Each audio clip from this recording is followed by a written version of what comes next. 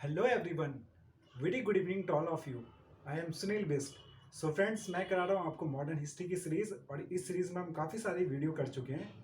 अगर आप मेरे चैनल पर पहली बार आए हो तो आप प्लेलिस्ट में जाके उन वीडियो को देख सकते हो। सो आज का टॉपिक है non cooperation movement. So friends, 1920 में गांधी जी के द्वारा एक मूवमेंट चलाया गया, नॉन कॉपरेशन मूवमेंट। यूँ तो गांधी जी का आगमन भारतीय राजनीतिक इतिहास में 1915 को 9 जनवरी को हो गया था। उसके बाद गांधी जी ने अपने 3 सफल आंदोलन चलाए: चंपारण सत्याग्रह, अहमदाबाद मिल सत्याग्रह और खेड़ा सत्याग्रह, जहां से गांधी जी को सफल शुरुआत मिली और उनका राजनीतिक कैरियर शुरू हुआ। उसके बाद हम देखते हैं भारत में खिलाफत आंदोलन शुरू हुआ 1919 से, और गांधी जी ने भी इस आंदोलन को सपोर्ट करा। इसी सिलसिले में हम आगे देखते हैं नॉन कॉपरेशन मूवमेंट।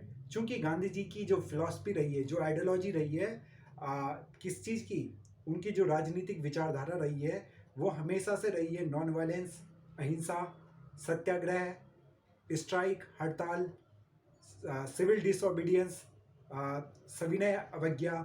ठीक है, तो ये गांधी जी की आइडियोलॉजी रही है, और इसी आइडियोलॉजी को उन्होंने पहले भी वो इसको सत्याग्रह को अफ्रीका में क्या कर चुके थे, यूज़ कर चुके थे। ठीक है, अफ्रीका में किसके, जब उन्होंने क्या करा था, वहाँ पे रंगभेद के विरुद्ध आंदोलन चलाया था साउथ अफ्रीका में। तो भारतीय इतिहास में हम देखते हैं गांधी जी ने 3 बड़े मास मूवमेंट चलाए। जो पहला वाला था 1920 से लेकर और 1922 तक, वो था आपका नॉन कॉपरेशन मूवमेंट। फिर दूसरा वाला था सिविल डिसोबीडियंस मूवमेंट। जब ये वाला भी सफल नहीं हुआ तो उससे आगे एक स्टेप आगे उन्होंने लिया सविनय अवज्ञा आंदोलन 1930 से लेके और 32 तक। ठीक है, उसके बाद उन्होंने तीसरा वाला जो बड़ा मास मूवमेंट था, राष्ट्रव्यापी आंदोलन जो हम कह सकते हैं, वो था 1942 से लेकर और 45 तक, क्विट इंडिया मूवमेंट, भारत छोड़ो आंदोलन। तो आज का जो टॉपिक है ये है नॉन कॉपरेशन मूवमेंट, और नॉन कॉपरेशन मूवमेंट के बारे में विस्तार पूर्वक जानते हैं। अब इसमें सबसे पहले जो देखते हैं हम, नॉन कॉपरेशन मूवमेंट की जो आइडियोलॉजी थी, उस आइडियोलॉजी को जो कांग्रेस के लोग थे, कांग्रेस के जो नेता थे, वो पसंद नहीं करते थे। तो इसमें गांधी जी की इसमें मुख्य भूमिका थी। ठीक है, ये जो नॉन कॉपरेशन मूवमेंट था, ये कांग्रेस ने स्टार्ट नहीं करा, मुख्य रूप से इसको महात्मा गांधी ने स्टार्ट करा था 7 अगस्त 1920 को। 1 अगस्त 1920 को। और इसके मुख्य लक्ष्य थे उसके स्वराज, ठीक है, स्वराज शासन, जस्टिस फॉर जलियांवाला बाग मास्केयर, और उन लोगों के लिए जिन लोगों को जलियांवाला बाग मास्केयर में हानि हुई थी। ठीक है, फिजिकली और आर्थिक रूप से और शारीरिक रूप से, जिनको अपनी जान से हाथ धोना पड़ा था, और सपोर्टिंग खिलाफत मूवमेंट। तो ये इस मूवमेंट के मुख्य लक्ष्य थे, जो किसके थे, नॉन कॉपरेशन मूवमेंट के। अब इसको नागपुर सेशन में 1920 दिसंबर में अपनाया गया था। किसके द्वारा, कांग्रेस के द्वारा। ठीक है, जो कांग्रेस की विचारधारा पहले से रही थी, इंडियन नेशनल कांग्रेस की 1885 से लेके, वो विचारधारा कहती है कि हमें क्या करना है, ब्रिटिश गवर्नमेंट से हमें रिक्वेस्ट करनी है, हमें उससे कॉरस्पॉन्डेंस करना है, हमें किस चीज़ में, ना कि हमें क्या करना है, किसी प्रकार का नॉन कॉपरेशन करना है, और ना कि किसी प्रकार का हमें सत्याग्रह करना है। ठीक है, तो गांधी जी अपनी इस पॉलिसी को लाए, अपनी आइडियोलॉजी को लाए, और किन लोगों को, कांग्रेस के अन्य लोगों को भी इस चीज़ को मानना पड़ा। और फिर उन्होंने अपने जो कांग्रेस थी, इंडियन नेशनल कांग्रेस थी, उन्होंने अपने संविधान में इसमें क्या करा, अमेंडमेंट करा, परिवर्तन करे, और गांधी जी की आइडियोलॉजी को उन्होंने उसमें जन्म दिया। तो 25-30 साल से लेके 35-40 साल से लेके जिस प्रकार का जो कांग्रेस का जो कार्य करने की शैली थी, उसमें बदलाव देखा जाता है 1920 के पीरियड से, जब उन्होंने अपने किसमें, कॉन्स्टिट्यूशन में अमेंडमेंट करा। ठीक है, तो ये बात हमें ध्यान रखनी है। अब इसमें आगे देखते हैं।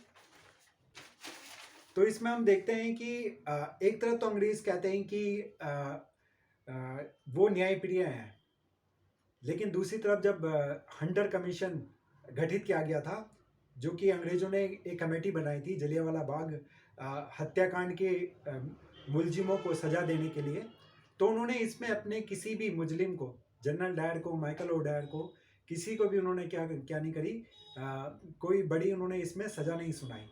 तो कहाँ का न्याय, तो इससे हमारे भारतीय नेता खास करके गांधी जी बहुत दुखी थे और वो चाहते थे कि इसमें बदलाव होना चाहिए, ठीक है, हम लोगों को न्याय मिलना चाहिए।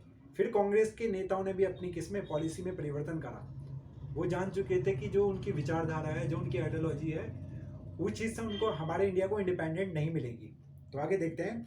जून 1920 में ऑल पार्टी की कॉन्फ्रेंस हुई और उसमें क्या करा, इलाहाबाद में एक प्रोग्राम में इस चीज़ को एक्सेप्ट किया गया। कहाँ पे?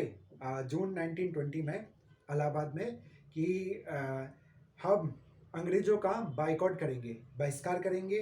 पहली बात, स्कूलों का बहिष्कार करेंगे, विद्यालय का, कॉलेजों का, महाविद्यालयों का, और जुडिशरी का, न्यायालय का क्या करेंगे, बहिष्कार करेंगे। ये इलाहाबाद की बात है, ठीक है, 1920।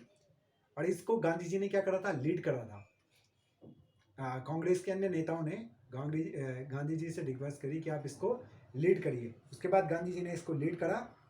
22 जून 1920 को गांधी जी ने एक लेटर लिखा वायसराय को कि हमारी मांगे मानी जाए।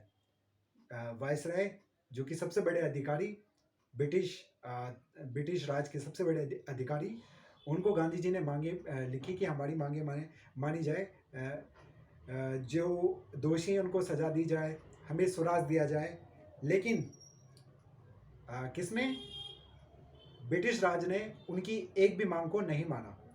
तो उन्होंने कहा कि हम क्या करेंगे, अब नॉन कोऑपरेशन मूवमेंट चलाएंगे, हम क्या करेंगे, असहयोग करेंगे, हम नॉन कोऑपरेशन करेंगे आप लोगों के साथ, ठीक है। अगस्त तक का समय दिया था उन्होंने वायसराय को, 22 जून से लेके, लेकिन कोई भी इसका क्या हुआ, पॉजिटिव रिजल्ट नहीं आया।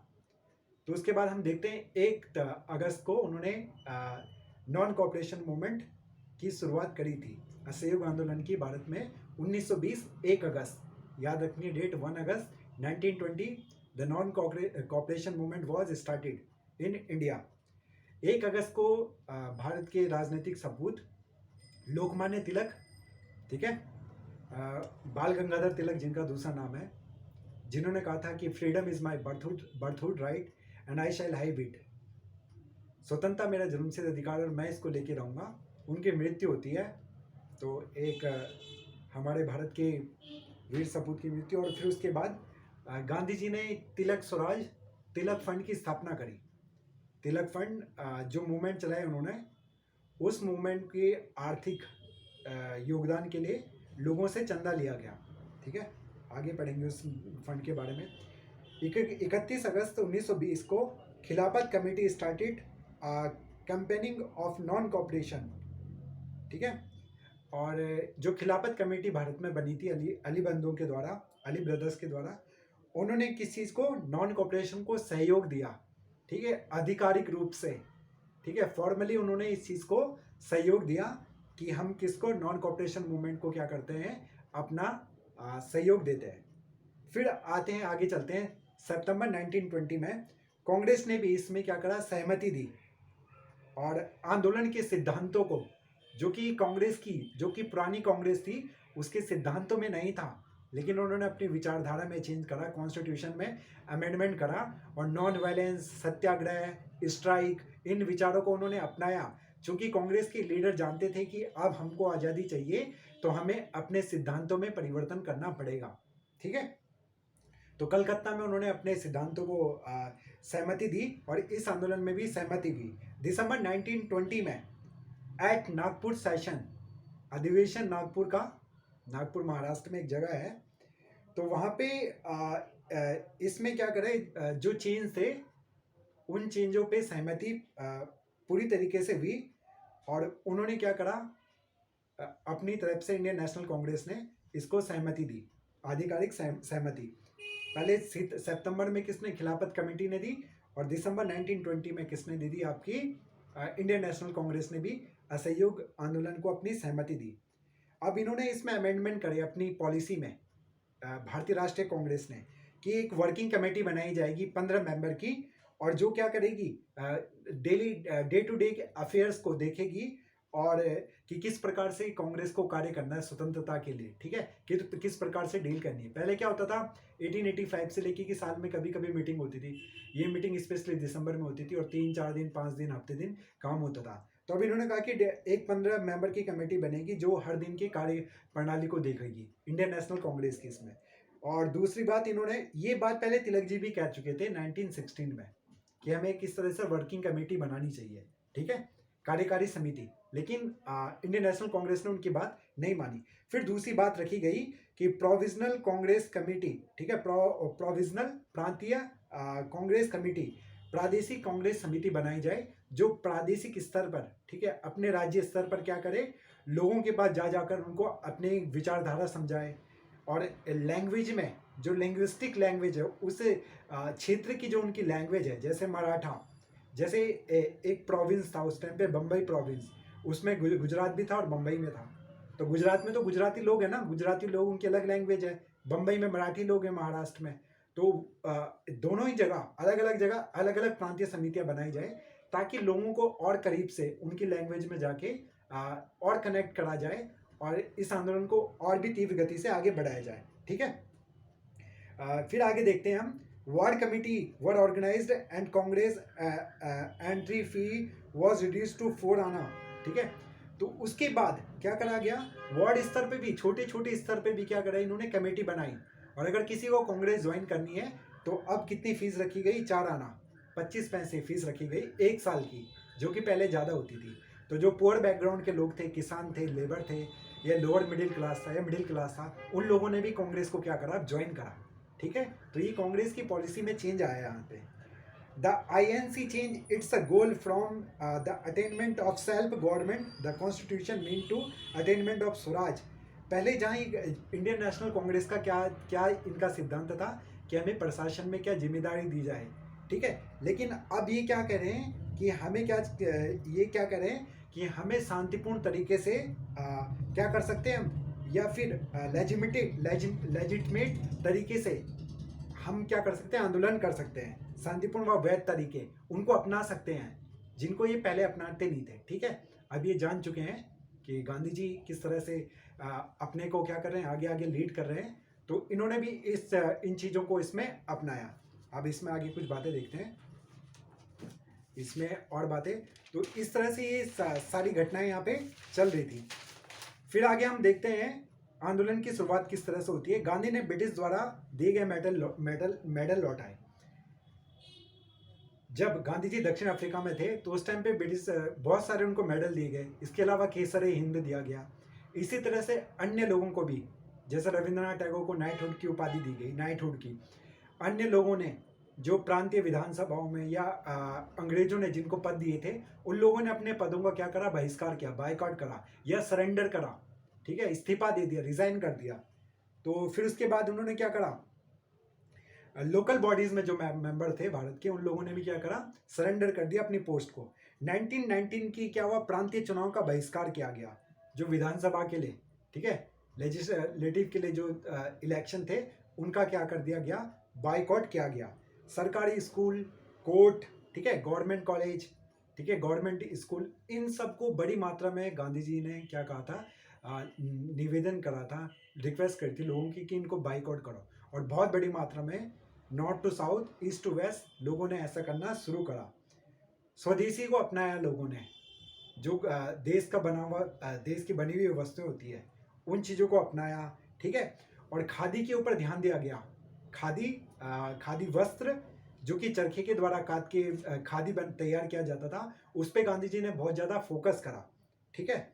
कि घर में कपड़े बनाओ, चरखा रखो, इससे लोगों में पेशेंस आएगा, ठीक है, पेशेंस। और फिर उसके बाद हम देखते हैं कि जो लोग क्या हैं, ब्रिटिश आर्मी को सर्व कर रहे थे, ब्रिटिश सेना में थे लेकिन थे भारत के, उन लोगों से गांधी जी ने रिक्वेस्ट करी कि आप लोग क्या करो, सेना से क्या करो, त्याग दो, त्याग पत्र दे दो, ठीक है। तो बहुत सारे लोगों ने उस टाइम पे जो ब्रिटिश आर्मी में थे उन्होंने उस चीज़ को छोड़ दिया। खिलाफत समिति ने भी रिक्वेस्ट करी कि मुस्लिम जो सैनिक हैं वो सैनिक भी छोड़ें। तो बहुत सारे मुस्लिम सैनिकों ने भी क्या करा, ब्रिटिश जो सेना में दे रहे थे अपना योगदान, उनको उन्होंने वापस ले लिया, ठीक है। तो बिना हिंसा के शांतिपूर्ण तरीके से बहुत ही ज़बरदस्त आंदोलन चल रहा था और ऐसा लग रहा था कि हम जल्दी, ठीक है।